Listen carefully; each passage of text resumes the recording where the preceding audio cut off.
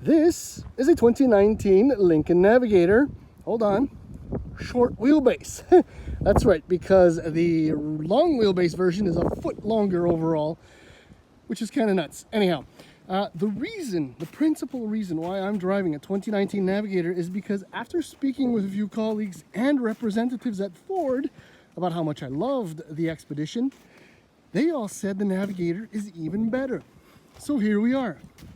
Base price for 2019 Navigator short wheelbase, because there is an L version, is $90,750. This is a reserve, $96,750. Difference, power running boards, adaptive cruise, heads-up display, and a few other things. Now, if you've been speccing one out, you'll notice that those are the wrong wheels. I believe that they are the wrong wheels because they have winter tires on them. So let's call it a winter tire package. But the bottom line is all of them have 22-inch tires, wheels. Aesthetically, I don't know. Navigator is definitely handsome. I think more handsome.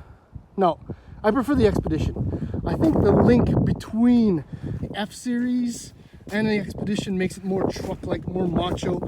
And then, well, there's a depends on what kind of value you associate to the Lincoln brand. But I think we can all agree that this is, well, for the moment, I have not driven the Aviator or the Nautilus, but the coolest Lincoln currently available. All right, so let's get down to serious things. Let's see if this will work. Key is in my pocket. I am going to fall. Nope, that's a fail. Got it. Okay. So, 1,600 liters of trunk space. There is a third row under there, but I won't show it to you. It's like everything else. If the third row is up, which is power operated, for your controls, you get 600 liters of trunk. This is obviously a 7-seater, not an 8-seater, because you have this massive center console, which is completely decked out with audio, and here you have HVAC controls. Yeah, funny thing. Like, this is with options. Actually, this truck has a tow package, is over 100 grand. Yeah, you know, I have a hard time with that. Anyway, but yeah, the kids are loving all the space, and it's actually fairly quiet in here. I'll tell you a little bit more about that. One other option on my $100 and change $1,000 Navigator are these 30-way adjustable ridiculous seats.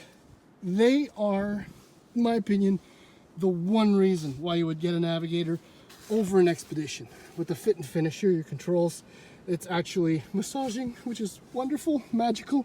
Yeah, there's a lot of junk in the truck because we're a little bit on a family road trip. Let's start her up.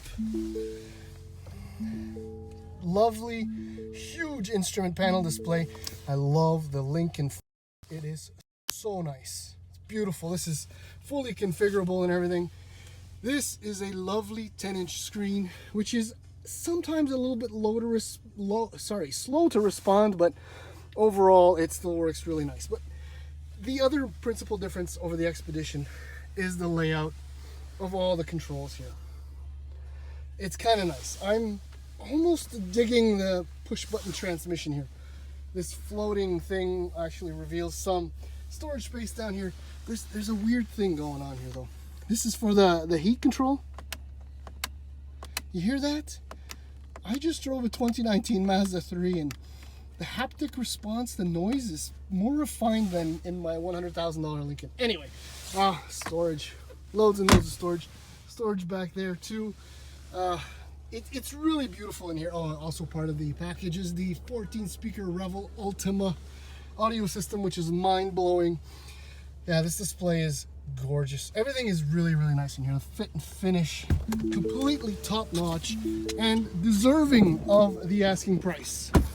Now, on the road, because we know that they both have a twin turbocharged 3.5-liter V6 EcoBoost engine. I mean, is this thing everything people are saying? It is on the road. Is it better than the Expedition? Anyway, I'll shut up and... All right, so 3.5 twin turbo EcoBoost V6. It does develop a little bit more power. than the Expedition, but 450, 510 versus I think it's 480 pound-feet of torque for the Expedition. You really can't tell the difference, but you can. I am reminded as to how good and smooth a 10-speed auto is. The funky thing about the Expedition is not really how it behaves, but how Lincoln wants to immerse you in some kind of driving experience. The drive modes are what make me laugh the most, okay?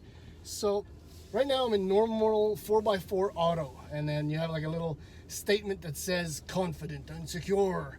There's normal, effortless and balanced with two-wheel drive, and then there's conserve, efficient driving, and there's 6 drive modes, so bear with me. Excite, responsive and engaging. Yeah, it's just a sport mode that kind of stiffens everything up, which is completely unpleasant in this. Unless the road surface is completely flat and you have a lot of room to accelerate, normally you wouldn't really do that.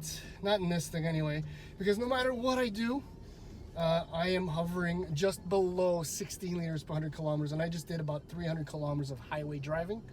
Oh yeah, so the other drive modes: slippery, slick, icy or loose surfaces, and then there's deep conditions, deep snow or mud assist, and then there's slow climb for 4x4 low, slow to 5 kilometers an hour. I don't know how often anybody will ever use these, but I was just in about 15 centimeters of hard packed snow, and I was in normal 4x4 auto mode, and not a wheel slipped, not even once, not for a second.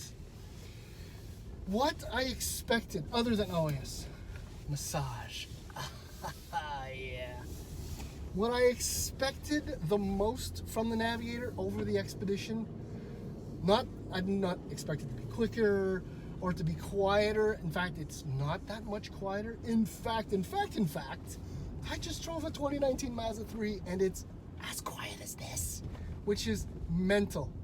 And it doesn't seem that much quieter than the Expedition. But what I really wanted is a smoother, even more compliant, comfortable, and luxurious ride. If it is that, we're talking about a sub 10% difference. Because in the area that I'm in right now, the roads are El Broken-O, and I drove on similar roads with the Expedition, and it was the same thing. Beautiful chassis response, compliant, comfortable dampers doing exactly what they need to do, measuring everything as they go along. So it's not quieter, it's not faster, it's not necessarily more refined, and it doesn't have a much better ride, but it does have these massaging seats and 30-way adjustable. But to be quite honest, 30-way adjustable just means it'll take you 10 times more time to find a comfortable driving position instead of just done. Anyhow, so I love the Navigator, absolutely, but I think I would save $10,000-$12,000 and just get a beautiful Expedition and be just as happy. Well, I would miss the massaging seats, but I would survive because I would have $10,000-$12,000 more in my pockets. The bottom line, this is a brilliant SUV, but nope, give me an Expedition. I love the fact that it looks like an F-Series too. I love trucks. Uh-oh, I admitted that.